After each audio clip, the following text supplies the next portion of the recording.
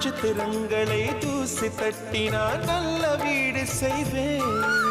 நட்சத்திரங்களின் சூட்டில் நான் உருகி போய்விடில் ஏன் செய்வாய்? உருகிய துளிகளை ஒன்றாக்கி என் உயிர் தந்தே உயிர் தருவேன். ஏ ராஜா, இது மெய்தானா?